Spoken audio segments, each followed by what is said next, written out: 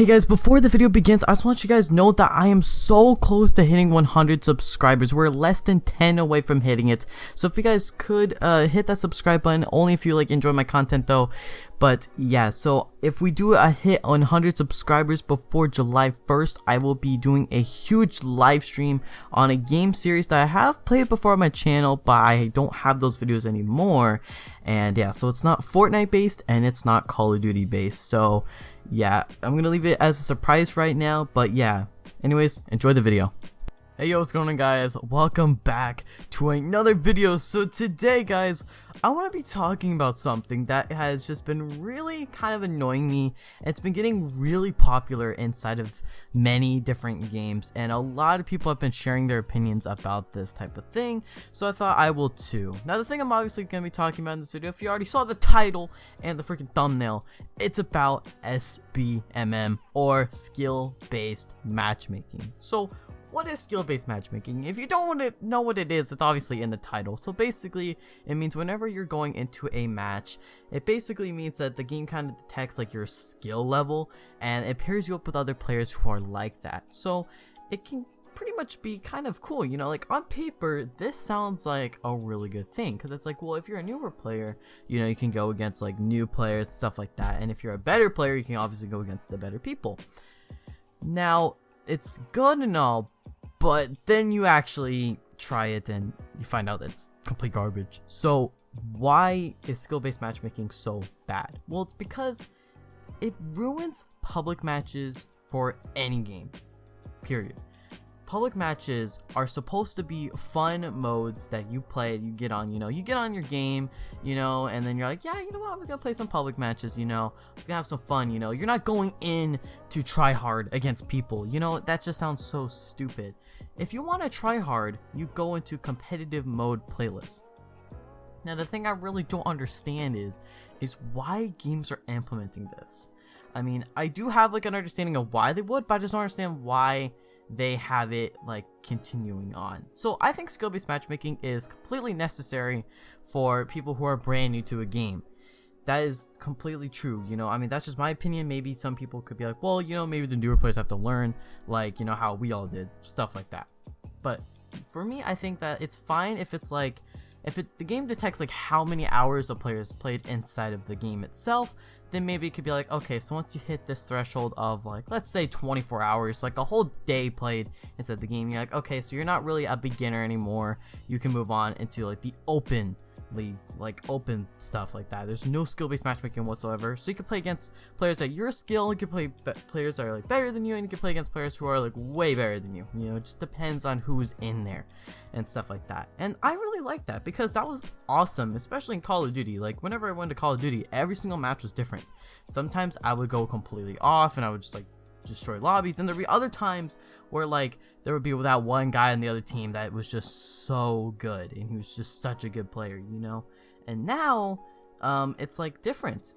Call of Duty and Modern Warfare is the brand new game inside of the Call of Duty franchise, and it does include skill-based matchmaking. And also one of the most popular games currently right now, Fortnite, also has it as well. I haven't really looked at how many games have it, but I know that it's in a lot of games. I think Apex Legends also has it as well. And it's just kind of stupid why, so many things happen. If you want skill-based matchmaking inside the game, it should only be in competitive playlists, because competitive playlists are for players who are tryharding and trying to get better at the game, not public matches. See, because it's you should put everyone on a scale and competitive, not in public. That just makes no sense to put people in public, because public, no one really cares. People are just sometimes people do try hard and public matches, but it doesn't really matter because you don't come across those people all the time. But in a competitive playlist, you always do, so you already know kind of what you're expecting and stuff like that. If there was no skill-based matchmaking competitive, then competitive would just be terrible. And since there's already skill-based matchmaking in public matches, it literally makes it so that there's no difference between public match and competitive.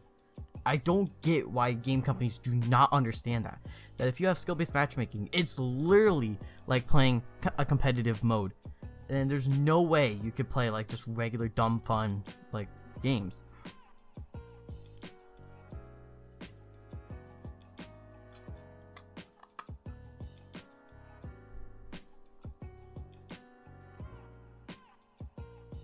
So yeah, I just think it's kind of dumb, and I think it can really kill a game. So how can skill-based matchmaking kill a game? Well, obviously, like I've been mentioning, it ruins public match, which is like the most popular modes picked in any game whatsoever. I mean, it's obviously public matches, everyone can get in. And if people just don't have fun in that, not everyone wants to go pro and competitive in a game, and that's totally understandable, like every single game you play, you don't have to be the best at it. I don't understand like why, some people think that, but the thing is that not everyone's trying to be like that. So, like they just want to have fun, and if they're not having fun in the game, they're gonna stop playing it because they don't want to deal with that, and that's totally understandable. And that's why game companies kind of put in that skill-based matchmaking. But ironically, when they put in skill-based matchmaking, it makes things actually worse, because you might like for like a couple of weeks you're like, oh yeah, it's just cool, I'm playing against people at my skill, I feel like I'm getting better, and then later on you're like, oh, now I'm going against players at my skill and they're like really good for some reason. I don't get that whatsoever. Now, I have personal experience with skill-based matchmaking in Fortnite. Not too much Call of Duty because I haven't really played Modern Warfare a lot compared to like one of my friends. But I still like play against, like whenever I play like solo sometimes, I get decently good players. But Fortnite though, it's really weird. Fortnite has bots in the game and stuff, and like apparently, okay, it's weird. My lobbies, I get mostly bots, but then like the last like 10 people are like really good players, and I am so confused by that. It's like, okay, am I at a skill level where no one's at right now and they have to add in bots into the game? Or like, am I just that bad and these people are that bad too, I think it's could be potentially because of like my games played, how like I am, because I do have a lot of games played but not a lot of wins. Like I probably have like really trash wins. I have a very terrible win-loss ratio in Fortnite. It's not even funny. Well, actually, it's funny. It's funny, but it's just so stupid, And yeah, and I think that could be why maybe it's affecting it. I don't really know what else it could be. Like maybe just how good I am in the game at times. They might detect that, but I just really hate that. And also, if Fortnite added skill-based matchmaking, then why did they add bots to the game? Because here's the thing. If you add bots for newer players and you add skill-based matchmaking to help out those players, you're just like helping them out way more and not caring about anyone else. So it's like, okay, so if you're a new player, maybe there could be like a mode where it's like bot only mode, and you could select the difficulty of the bots. So newer players can go into that and they could practice against the bots, and then eventually they could feel comfortable enough to play in public matches. Because that's kind of how I was in like Call of Duty when I first started. Like I didn't have Xbox Live, so I played against bots and I eventually got pretty good at the game. I was playing against bots like I was pretty trash at it because it was like my first ever time playing like a first-person shooter, and I was just really carefree. So I never really put them above like regular difficulty. I never went to harden because harden was a hard mode. But yeah, and I also played campaign to get better and stuff like that. And then when I got Xbox Live finally, I just went to public matches. I was not the greatest, and then eventually, like a couple like months later, I get better and better and better, And Black Ops 2 was that example. Black Ops 2 was like the first Call of Duty game I really played, and I got to, I think I'm Prestige 8 right now with like no hacks or anything like that.